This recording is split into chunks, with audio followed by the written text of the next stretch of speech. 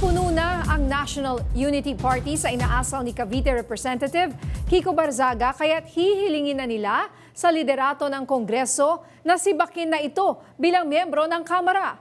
Anila hindi kasi ganito ang tamang asal ng isang matinong congressman. Nagbabalik si Willie Delgado Jr. Sa muling pagbabalik ng sesyon ng Kamara sa Lunes, maghahain ng National Unity Party ng kahilingang sibakin bilang miyembro ng Kamara si Cavite Representative Kiko Barzaga. Sabi ni Deputy Speaker at Antipolo City Representative Ronnie Puno na sa ring chairman ng partido, ang inaasal ni Barzaga ay kahalintulad ng isang malalang karamdaman na nagpapaulit-ulit lang.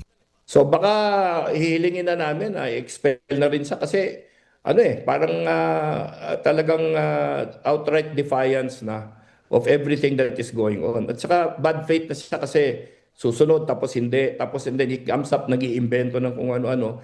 Hindi talaga ito behavior ng tunay na mambabatas eh. Balak na rin ng NUP na isara muna ang kanilang chapter sa Dasmariñas, Cavite na dating pinangasiwaan ni Congressman Barzaga.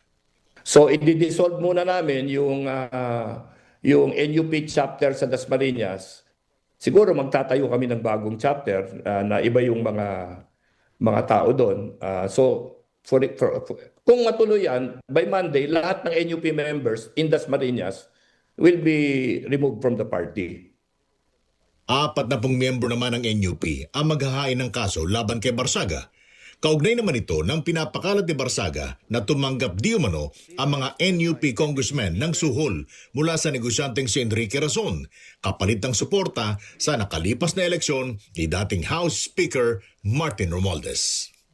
So I think all of us are going to be filing. Tingin ko yung mga nandun sa meeting, mga 40. So baka next week, baka hanggang 40 yung mga suits na mapafile laban sa kanya. Ako si Willie Delgado Jr. ng PRTV News, nagseserbisyo para sa Pilipino.